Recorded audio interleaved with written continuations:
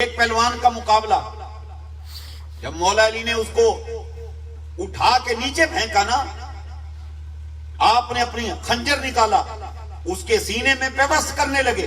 وہ شخص نیچے پڑا ہوا تھا، اس نے اپنی گردن اونچی کی اور اس نے زور سے مولا علی کے منہ پہ تھوک دیا. کیا کرنا چاہیے تھا علی کو؟ پھر اب تو اس کو لیرو لیر کر دیتے نا، مگر علی نے ایسا نہیں کیا. علی نیچے اترے. علی امام الاولیاء ہے، علی امام الاتقیاء ہے، علی امام الاسفیاء ہے. یہ وہ علی ہے کہ جس کی شان میں میرے نبی نے فرمایا من کنت مولا فہو علی مولا.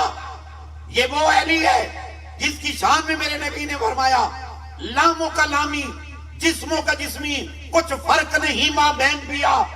یہ وہ علی ہے جس کی شان میں نبی نے فرمایا فَإِنَّهُ مِنِّي وَأَنَا مِنْهُ.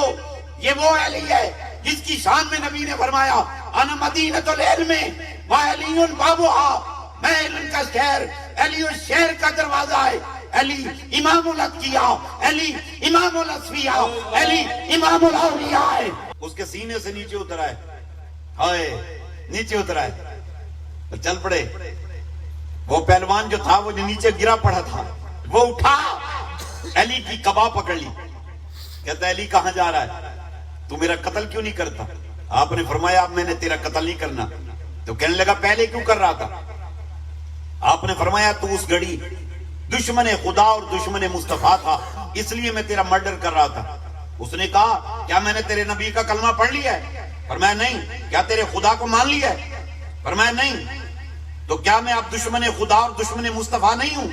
آپ نے فرمایا ہے. سنو غور سے سنو. آپ نے فرمایا ہے. کہنے لگا علی تو میرا قتل کیوں نہیں کرتا؟